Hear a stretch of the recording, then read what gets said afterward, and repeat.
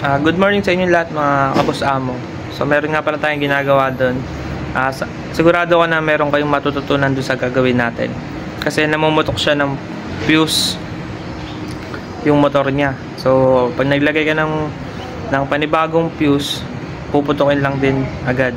So ibig sabihin is grounded. Yun agad yung naging problema nito.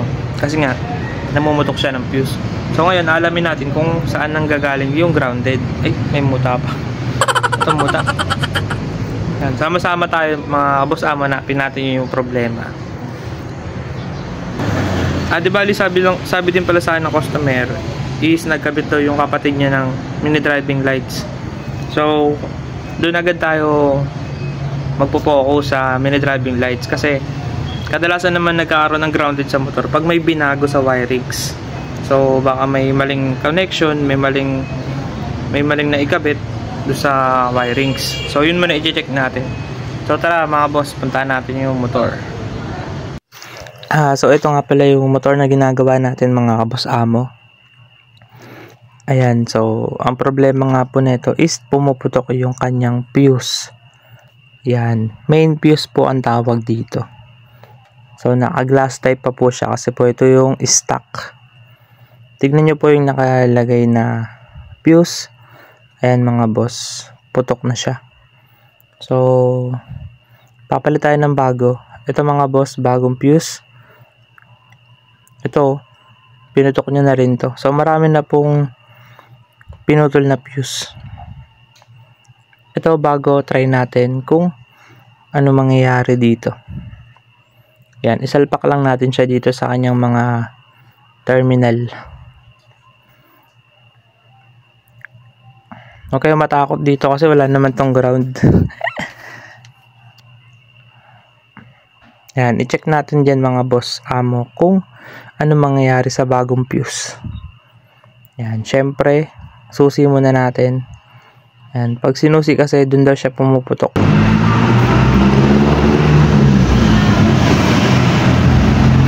At yun na nga mga kabos amo, nakita nyo naman po na naputol agad yung fuse pagka bukas po natin ang susian. Grounded po talaga yung motor mga boss amo. Check upin na po natin siya kung ano pa yung naging problema.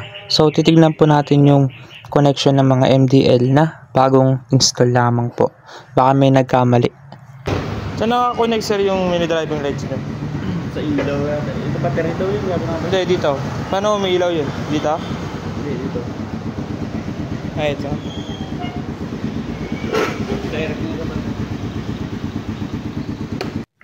At ayun na nga mga kabos amo, narinig nga po natin sa customer na dinirect nga daw po yung MDL sa may battery. Kaya kahit hindi po siya nakasusi, gumagana po yung MDL.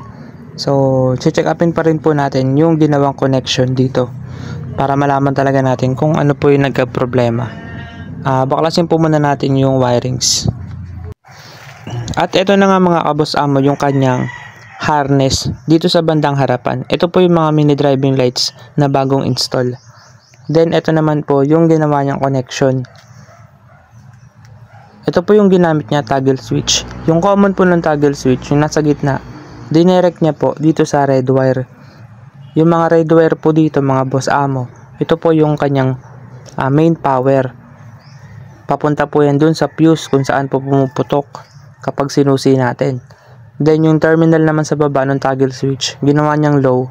Tapos yung sa taas naman ginawa niyang high. Try switch po kasi yung ginamit niya dito, pero toggle switch.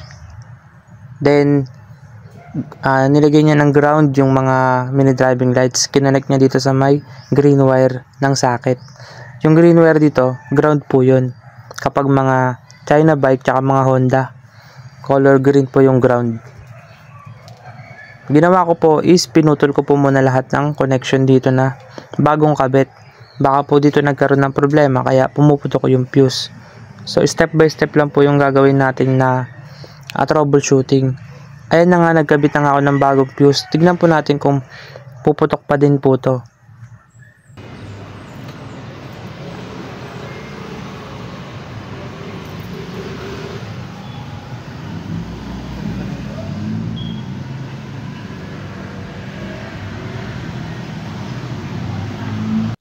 Kung mapapansin nyo pala mga kaboss amo, naputol agad yung ating fuse. Umilaw kasi ito kanina neutral, then nawala. Ibig sabihin, pumuputok pa din po yung fuse. Meron pa ako nakita ditong isang wire. Yan, bagong kabit lang din yata to. So, ikat po muna natin to. Baka mamaya kasi, dito nagkaroon ng problema. Basic troubleshooting lang muna tayo. Kung ano yung mga kinabit, aalisin lang po natin. Kasi baka mali po yung connection na ginawa. Ayan, magta-try po ulit tayo ng bagong fuse, mga kaboss amo. Tignan natin kung ano po mangyayari.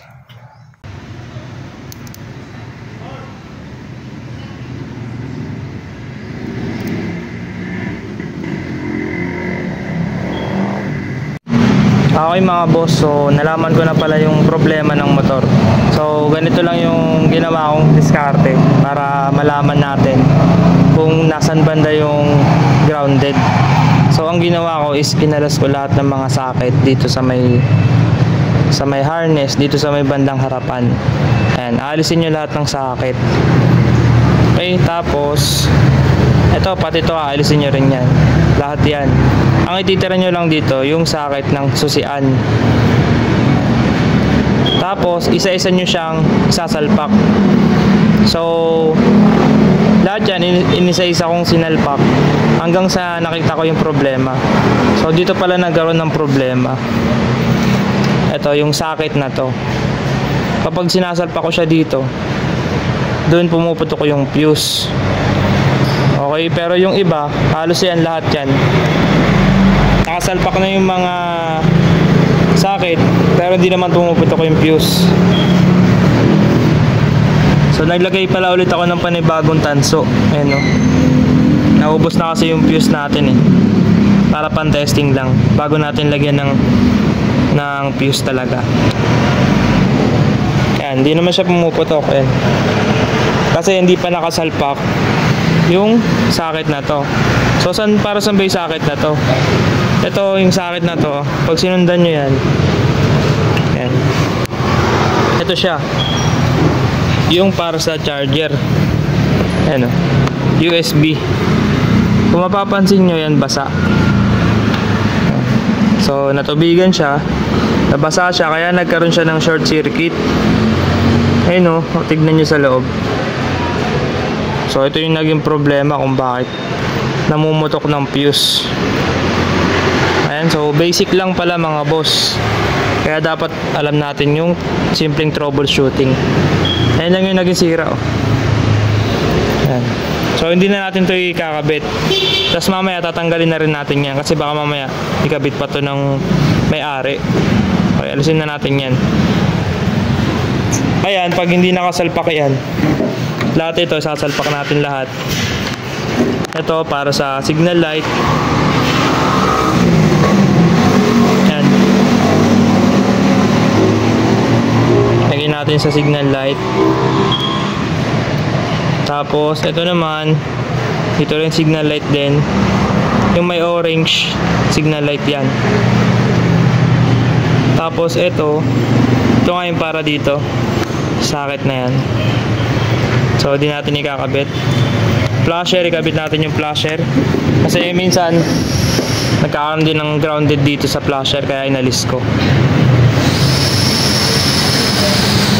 Yan. Yan, tingnan nyo, nakakabit lahat yan, pero di pumuputok ko yung fuse.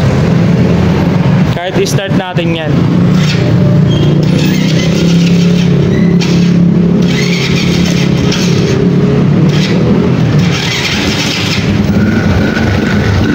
hindi naman pumuputok yung fuse. Yan, pansin nyo, hindi siya pumuputok. Pero yan, bukas pa rin. Pero pag sinalpak natin yung socket na to, pansinin nyo yung fuse natin. So hindi ko na mapapakita to sa video, pero ito ilalagay ko dito sa socket. Tapos pansinin nyo yung fuse. Ito yung fuse natin ha, buo yan. Pansinin nyo yan.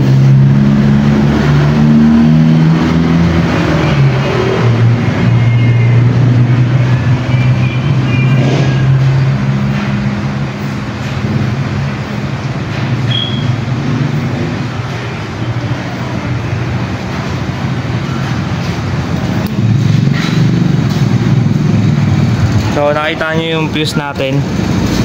Tingnan nyo nangyari oh. Yan, nakita nyo, naputol. Pumutok yung agad yung fuse. So yan, yun lang yung naging problema na ito. Sa relay. Sa ano? Bali ito, alisin na natin to. Yung driving light. Hindi. Yung mismong ano ba? Yung USB mo. Grounded siya. Ito, sir oh. Natubigan, no? Alisin na lang. Wala naman yun. Ayan. So alisin na natin yan. Papalit tayo ng bagong fuse. Ayan, so yan, binalik na natin lahat ng socket dito mga boss. Ayan, tapos inayos ko na rin pala yung wirings ng kanyang mini driving lights.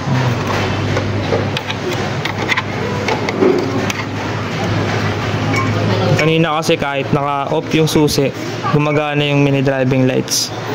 So ngayon ginawa natin, pag nakasusi lang siya, dun lang gagana.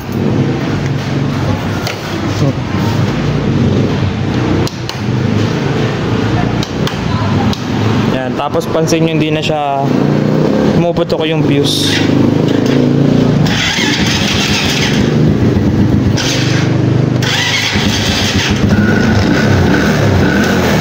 Hindi na pumuputok yung fuse niya. Ayun o. Naglagay na tayo ng bagong fuse. Yan, hindi na siya pumuputok. Goods na siya mga boss. So yun lang yung naging problema, yung socket ng yung mismong device ng ating charger.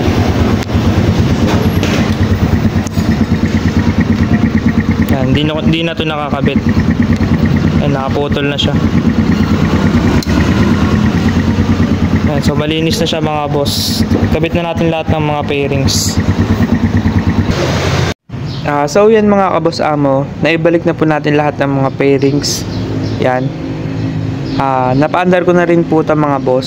So check po natin kung naputol po ulit yung fuse. At ayan po mga kaboss amo, buong buo po yung fuse natin. Hindi na po siya pumuputok. So okay na po yung problema ng motor. So ang dami pong fuse na nasayang mga kaboss amo. Pero all goods na tong unit.